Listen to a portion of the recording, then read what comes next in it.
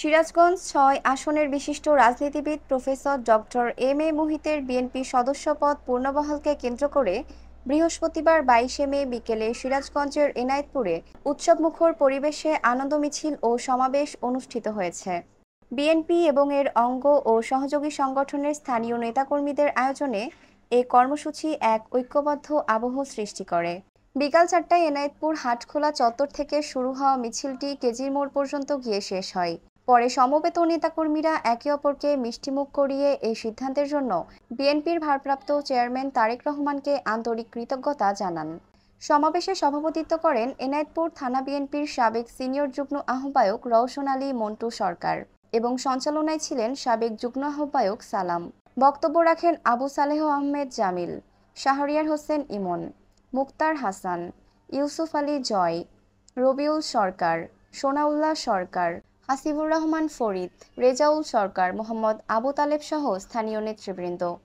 বক্তারা বলেন, ডক্টর মুহিত একজন নির্লোভ, আদর্শনিষ্ঠ ও ত্যাগী রাজনীতিবিদ, যিনি দীর্ঘদিন ধরে এ অঞ্চলে অল্প কিছুদিন আগে শাহজাদপুরে একটা তুচ্ছ ঘটনাকে কেন্দ্র করে ডক্টর এম এ মুহিতের উপরে যে একটা অন্যায় দায় চাপিয়ে দিয়েছিল, তারই শেষ অব্যাহতি আজকে আমাদের তারেক রহমান গতকালকে দিয়েছে। আমরা এতে খুবই আনন্দিত।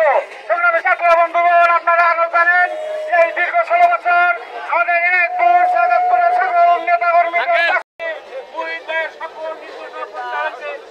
প্রমাণিত হয় তার একটি বন্ধু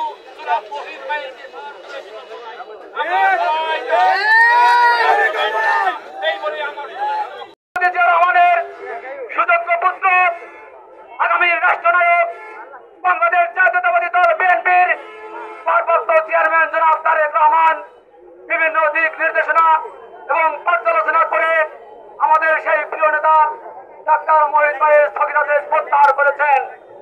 প্রিয় ভাই আমার, আমরা এই প্রত্যাহারের কারণে আমাদের সিরাজগঞ্জ জেলা বিএনপি সহ শাহজাদপুর এবং এনায়েতপুরের খেটে খাওয়া মানুষ। বক্তারা বলেন, ডক্টর মুহিত একজন নির্লোভ, আদর্শনিষ্ঠ ও ত্যাগী রাজনীতিবিদ, যিনি দীর্ঘদিন ধরে এ অঞ্চলে বিএনপির সাংগঠনিক ভিত্তি দৃঢ় করতে নিরলস পরিশ্রম করে আসছেন। তার সদস্যপদ পুনর্বহালের সিদ্ধান্ত কেবল ব্যক্তিক মর্যাদা পুনঃপ্রতিষ্ঠা নয়, বরং এটি বিএনপির নীতিনিষ্ঠ নেতৃত্ব ও আদর্শের প্রতি আস্থার প্রতিফলন। তারা আরও বলেন, তারেক রহমানের বিচক্ষণতা ও নেতৃগুণ এই সিদ্ধান্তের মাধ্যমে আবারও প্রমাণিত হয়েছে। এতে তৃণমূলের নেতাকর্মীদের মাঝে নতুন আশা, উদ্দীপনা ও আস্থার সঞ্চার হয়েছে।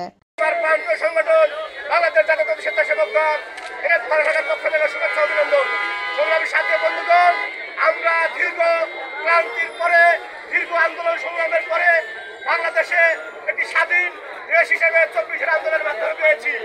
এরই মধ্যেই আমাদের শাহজাদপুরের ১৭ বছরের পরীক্ষিত সৈনিক তারেক রহমানের বিশ্বস্ত হাতিয়ারকে ডক্টর এম এ মুহিতকে একটি তুচ্ছ ঘটনাকে কেন্দ্র করে ওনারা একটি মহল নিষেধাজ্ঞা দিয়েছিল। সেই নিষেধাজ্ঞা দেশ তারেক রহমান তাকে ফিরিয়ে দিয়েছে। এর অংশ হিসেবে আজকে আমরা আনন্দ মিছিল করেছি। বন্ধুগণ, এই ১৭ বছরে আমাদের মাঠে কে ছিল? আমাদের মাঠে কে ছিল? থাকবে, আছে। সাথে বন্ধুগণ, আমি আর বক্তব্য বাড়াবো না।